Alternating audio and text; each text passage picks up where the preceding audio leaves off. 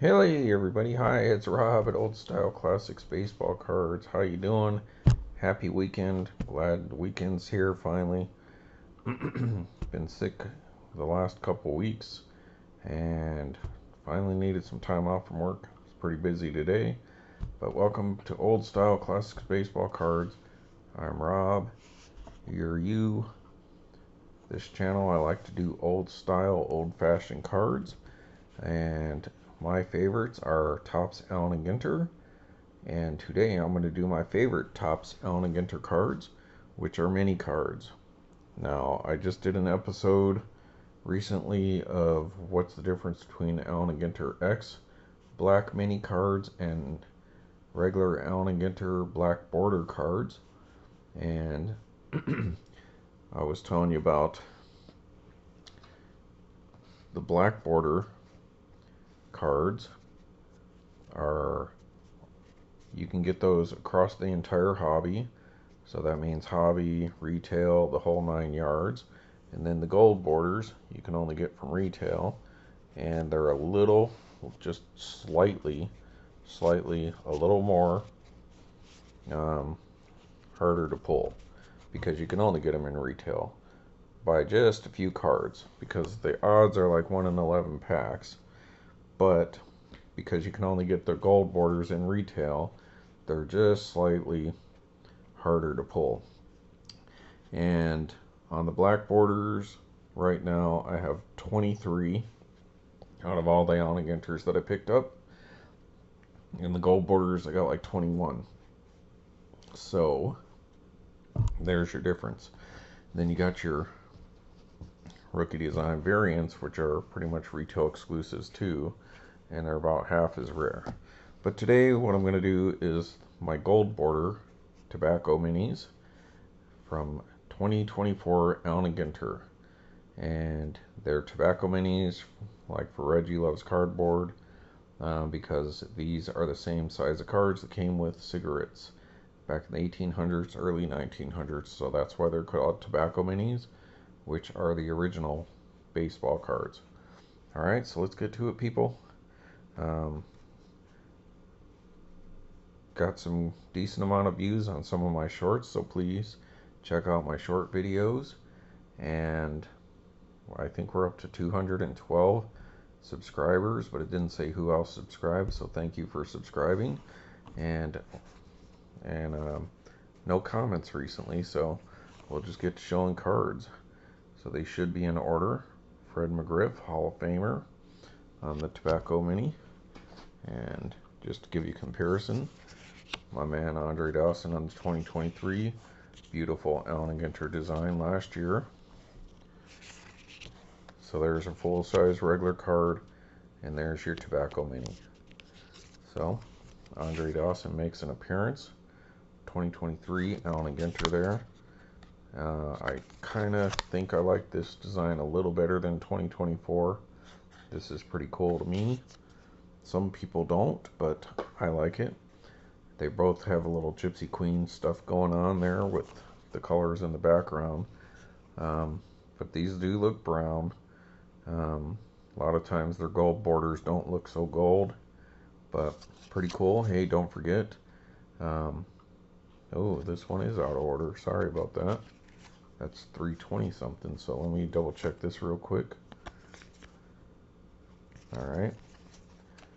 That one slipped to the front. Sorry, folks. Well, you got to see a short print right off the bat.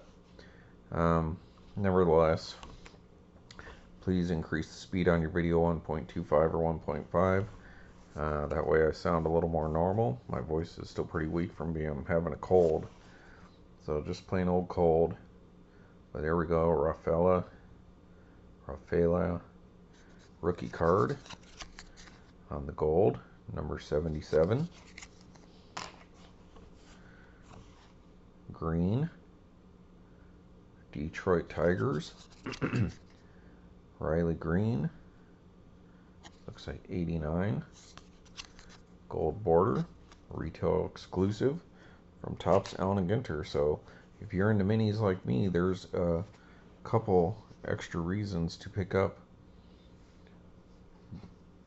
retail is you can get these exclusives only in retail. Mookie Betts.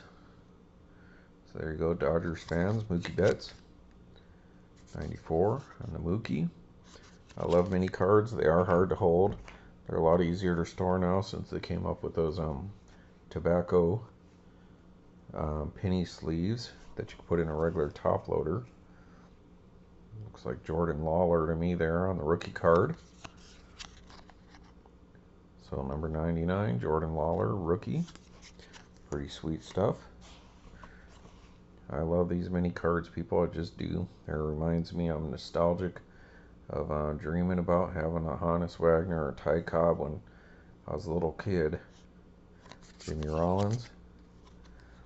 And baseball's nostalgia for me. 103, Jimmy Rollins. Alright, then you got Hammer and Hank Aaron. I kind of like that. The dark color on the hat there. That's pretty cool. Old school. Hank Aaron, 140. So, let's see. I would say we're in about 6 blasters, 6 value packs, and a couple free packs they gave me at the Mojo Break Shop. And then whatever free cards they had sitting around there. And maybe I got one from Target when they were about to throw out some cards. Somebody had went through the retail box and just opened all the packs and spewed the cards around. And the kid said I could take the minis because they were just going to have to throw them away anyways. Nolan Arenado. So I probably got one of these for free there. Probably 2 of them from Mojo. And 2 or 3. So I would say out of, let's see, I think, like I said, about 5, 7, at least 7 blasters, and I want to say at least 6 or 7 value packs plus 2 free retail packs. I've pulled 19 or 20 of these golds. So similar with the black borders, I probably pulled at least 21 of those. So it's just a slight difference. Web, you're just going to get these a little less often. 191. I think the odds are like 1 in 11, but from what I understand, 1 in 11 on the black borders, 1 out of 11 packs, I should say, and then 1 out of 11 packs of retail for gold, and it's the same odds for the black and retail as well. But I think what it said was like 1 in 11.7 or something like that. So it's actually kind of closer to 1 in 12 packs that you could pull one of these gold borders. And since retail, Brian Keeneland, bassist for whatever band that is there.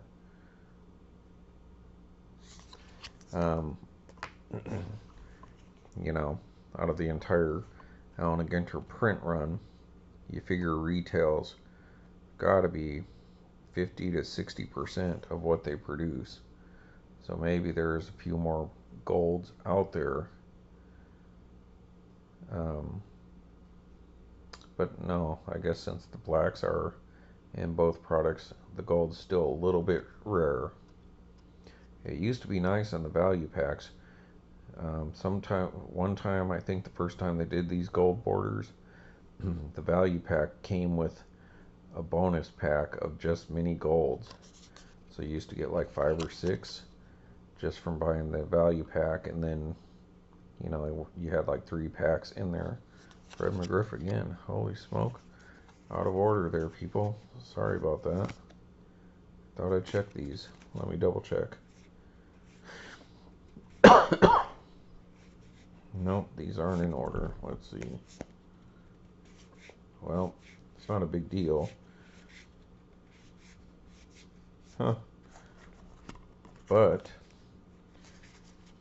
that's interesting because, let's see, Mauricio on the rookie card.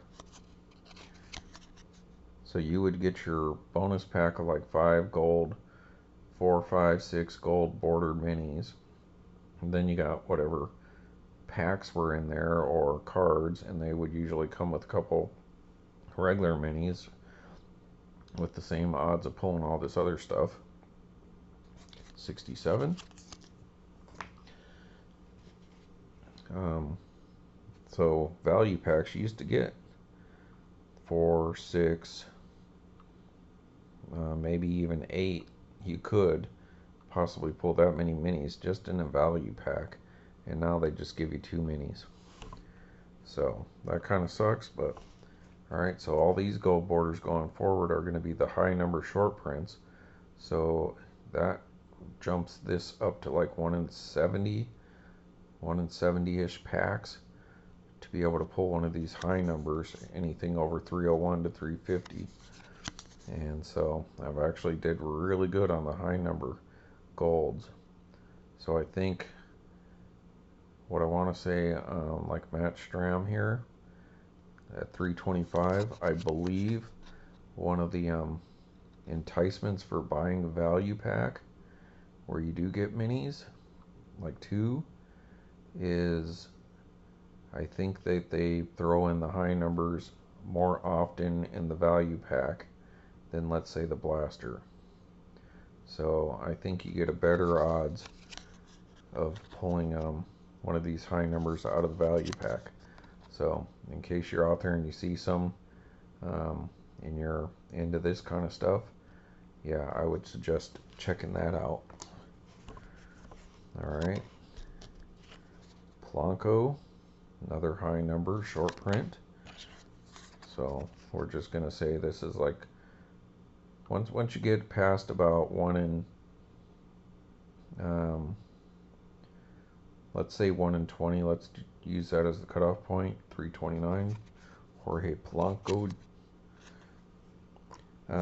Everything where your odds are above 1 in 20 packs, I call short prints, because that's when it starts to get really difficult. So when you start getting stuff that's 1 in 30 packs, 1 in 60, 1 in 70, 1 in 100, those are pretty short print. Anything above that's like super short print level, kind of like almost as rare as pulling one of those 351 to 400s out of a rip card.